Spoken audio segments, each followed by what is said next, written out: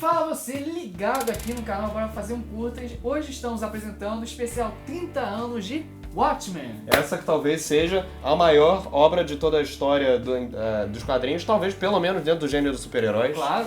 A mais influente, a maior divisor de águas. Então, e aí ela saiu mais ou menos na mesma época do Cavaleiro das Trevas, alguns meses depois. Ah, claro. E tanto Cavaleiro das Trevas quanto o Watchmen geraram um puta efeito dentro da indústria dos quadrinhos. Foi aí a partir daí que começou a dizer que quadrinho já era coisa pra adulto e etc. Por exemplo, o Watchmen foi a única HQ listada pela revista Time entre as 100 maiores obras da literatura. É uma HQ crítica em que realmente mostra uma realidade alternativa de como seria a vida real se tivesse super-heróis sem poderes. Na verdade tem um com poder, mas é uma exceção de todas. E o interessante mostra que como tem esses super-heróis nos dias atuais que eram nos anos 80, 85, né? A questão é que, em parte de literatura de HQ, não fazia mais sentido existir super-heróis na HQ se eles já existiam. Então, a moda do momento era pirata. Histórias de piratas, né? E a gente tem o Conto do Cargueiro Negro.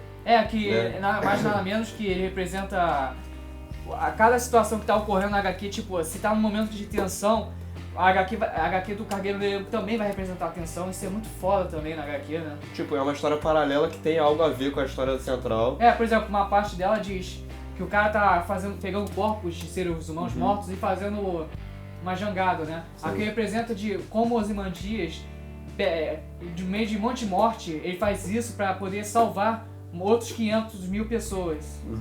E tipo, ela demonstra muito bem o isolamento da humanidade quando o Dr. Manhattan vai embora. E ela mostra todo aquele pessimismo da HQ de que alguma merda muito grande tá prestes a O acontecer. interessante da HQ é que muita gente diz que tem vilão na HQ, mas não tem, só tem pontos ideológicos, né? Porque os heróis nessa HQ, eles são muito verossímeis, eles são muito realistas. Cara, a gente tem um herói... Assim, esse é o que tá mais errado. A gente tem o herói estuprador, que é o comediante. E aí, porra, caraca, o cara é um super-herói, mas ele é um estuprador. Mas ele representa a comédia. E tipo, ele faz uma comédia, mas não é piada pra você rir, é uma piada tipo de ironia, entende? De que, tipo, vamos rir de nós mesmos porque isso tudo aqui é uma piada, nada faz muito sentido. Tudo é uma merda aqui. Ele até cita a história do Palhate, né? Que é o palhaço trágico. Não, é o Rorschach que ele cita. Ah, mas é uma piada que o comediante tinha contado pra ele. Porque foi na hora que ele vai visitar ele no inteiro. Ah, sim. E aí também tem. Também é o seguinte, o mundo do Watchmen é muito realista. Aí que tá. Por exemplo, a gente vê como o Dr. Manhattan mudou a Terra naquilo. Por isso que ele tem que ser tão master motherfucker. Não só isso, a gente não tem mais carros. Carros elétricos, né? A gente tem carro elétrico Ele e. sintetizou lítio. Não só isso, a guerra pelo petróleo nunca existiu. Sim. Muitas guerras pelo petróleo não ocorreram. Os Estados Unidos ganhou a guerra do Vietnã. Sim, e qual é o nome daquele presidente filho da puta narigudo? O Nixon. O Nixon não teve aquele escândalo do Watergate. E aí o Nixon ficou 3 mandatos seguidos. Quer dizer, ele burlou as leis lá da Constituição e ficou um tempão. E pra quem viu Os Incríveis, vai identificar a Lei Kinney aí. A Lei Kinney que baniu o vigilantismo. Exatamente, só deixou aqueles que estavam ligados ao governo. Sim. E aí, tipo, uma coisa que eu gosto pra caralho na HQ é, tipo, o clima que ela desenvolve. O clima de que tá tudo na merda, de que, tipo, no dia seguinte pode acontecer uma merda. As pessoas ficam presas ao passado, né? Sente saudade do antigo. Não só isso, que você na HQ o tempo todo tem propaganda de perfume, a nostalgia. Isso é foda. Ela representa a nostalgia das pessoas com saudade do passado, porque você não sabe o que vai acontecer. A qualquer momento pode explodir uma guerra nuclear e você morrer. E aí no final da HQ, spoiler, mas foda-se spoiler, porque isso aqui tem 30 anos. O que acontece no final da HQ? Os perfumes mudam, porque eles praticamente conseguiram impedir que houvesse uma guerra nuclear e as nações se unissem. Sim. Então agora é um novo milênio. Aí os perfumes são um milênio, porque as pessoas estão esperançosas com um novo futuro. Sim.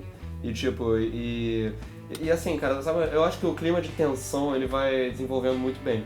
Principalmente a partir do mais ou menos do terceiro ato, né? Que é quando, por exemplo, que o Coruja e a Espectral resolvem fugir. Eles soltam o Rorschach lá no presídio e eles resolvem adotar novas digam identidades. foda-se, assim, a gente tem que fazer porque a gente não nasceu, mas fomos feitos pra fazer isso. E tipo, e é engraçado que o Watchmen é cheio de detalhes que quanto mais você lê, mais você pesca. Como por exemplo... Você não vai ler de uma vez e vai pegar todos os detalhes. Até hoje dizem que se você pode ler 4 vezes ou mais. você não vai ter pescado muita coisa. Pois é, cara. Quanto mais você lê, você mais vai descascando o Watchmen. Por exemplo, tem um trecho, cara, onde aparece, tipo, o roteirista do Contos do Cargueiro Negro. Sim. Ele aparece numa ilha, e aí aparece aquele desenho do monstro lá. O que aparece no final da HQ. E aí, tipo, porra, isso é uma coisa que, se você for ler a HQ não sabendo o final, você só vai sacar isso depois, na segunda lida. E tem também, tipo, aqueles pôsteres de um filme de alienígenas que passa... Você já percebeu isso, né? O quê? Que no meio da rua, no Watchmen, sempre tem um pôster de algum filme de alienígenas na Terra, que indica isso também. Tem aquela outra coisa que também é um detalhe, assim, da ilustração, da arte, que corrobora para que a história seja tão tensa, assim. De que é aquelas sombras de Hiroshima grafitadas. Que é feito com uma crítica dizendo que, como o mundo vai acabar, as explosões só vai sobrar sombras do que resta do ser humano. E você vê, o Dr. Manhattan ele é tão poderoso, mas tão poderoso, que quando ele vai embora, a Terra realmente fica vulnerável. Você sente que ficou mais vulnerável ainda.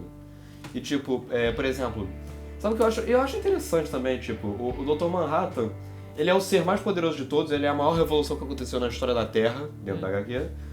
E foi por causa de um mini acidentezinho de percurso. Exatamente. E eu acho que a história sabe fazer isso muito bem. Exato. Aliás, notem, quantos ponteiros tem um relógio? 12. E quantos São volumes? 12 edições. Pois é, o Alan Moore e essa galera. E o Dave Gibbons. Aliás, a arte do Dave Gibbons também tem vários detalhes que a gente já citou aqui. E eu gosto também de como os Minutemen, que são a primeira geração... a primeira geração e representam uma clara referência à Sociedade da Justiça da América, né? Tem todo aquele estilão da Era de Ouro. Exatamente, isso é muito foda. Aliás, é interessante também, tipo, que o universo do Watchmen é tão completo que existem dois jornais disputando... Direita e esquerda. Exatamente, ideologias, por exemplo. A Nova Express, que é contra o vigilantismo e é de esquerda. E a gente tem a New Frontiers, né, que é de direita e é a favor do vigilantismo e tal. E vamos falar dos personagens. Rorschach, ele representa o Questão no universo DC. Sim. Ele representa um grupo de super-heróis que existiam, que era da Charlton.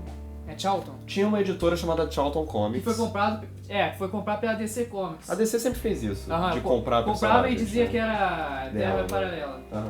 Aí representa esse pessoal da Terra 4, que era formado pelo Questão, Besouro Azul, o Átomo, e a outra personagem Nossa. A gente esqueceu o nome, infelizmente. O Questão é aquele que canta no desenho da Liga da Justiça, sempre lembro disso. Imagine o Rorschach cantando. O Rorschach ele é meio que o Travis Bickle do Taxi Driver, que a gente já gravou um vídeo aqui. Só que mais radical. Mais radical ainda. E é de direita mesmo. Ele comprava New Frontier.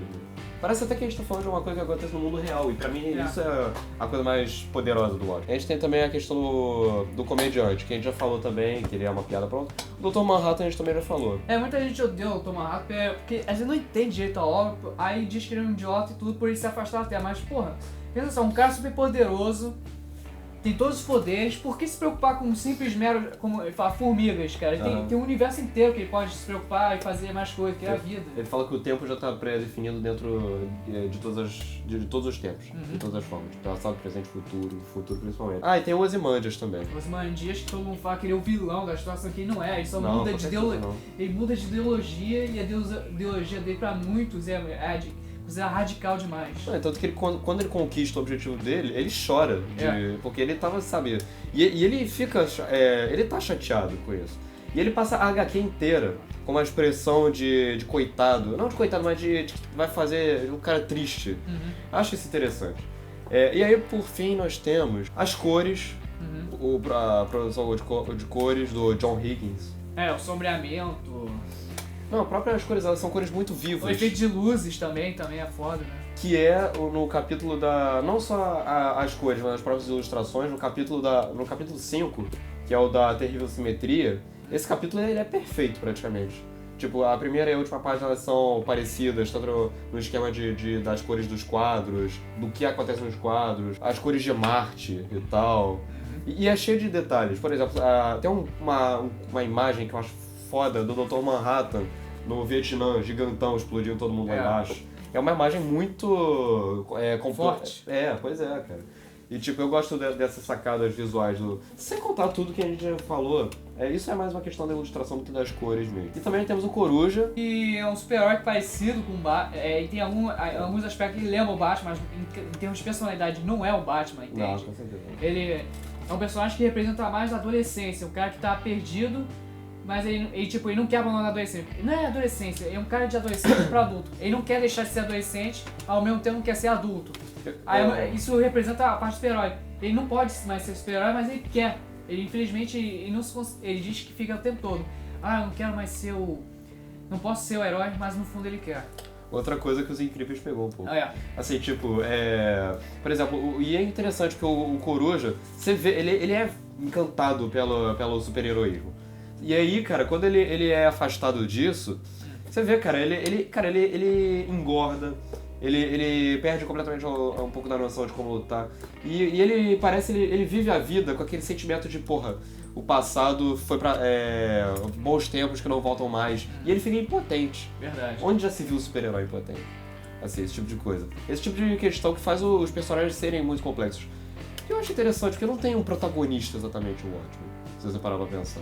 Não, são vários protagonistas. Tem cada edição é uma edição, às vezes é a história, depois tem edições que é específica só do personagem mostrando a origem, mostrando um ponto de vista dele.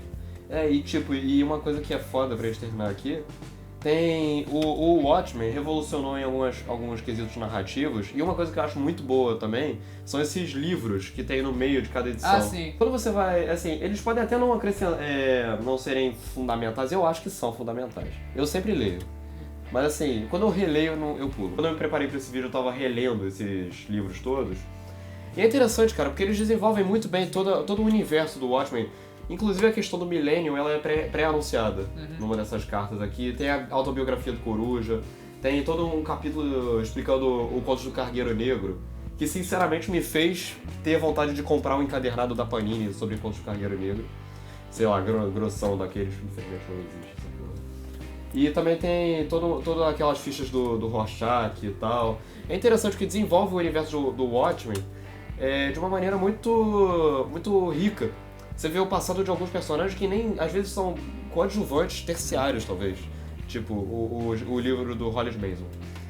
E pra finalizar, é isso, o Watchmen é até hoje... A melhor HQ já escrita pelo Alan Moore. É claro, tem outras obras do Alan Moore que podem até superar a própria HQ, mas essa que a gente tá escutando é uma das pra gênero super-heróis. Pra você ter uma noção de qual foda essa HQ, é até um detalhe que eu acho muito bom, que é, num certo momento, todos aqueles personagens, o jornaleiro, o moleque que fica lendo o quadrinho, o casal de lésbicas e o doutor, o psiquiatra lá, eles estão lá discutindo no meio da rua com a gangue lá, eles estão brigando, todo mundo lá. E aí, de repente, eles pegam um jornal e vem uma notícia, e aí todo mundo para de brigar, porque eles veem uma ameaça em comum.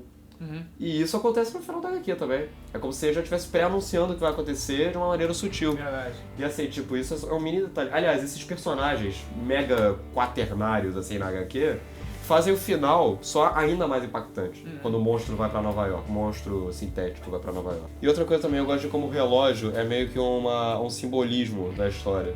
Que a gente já falou essa questão das 2 edições, e é interessante porque, tipo, o relógio aparece o tempo inteiro, e aí até um trocadilho com Minuteman, que eles até falam que isso é por causa da atividade sexual deles e tal. Então é isso, finalizamos o vídeo agora.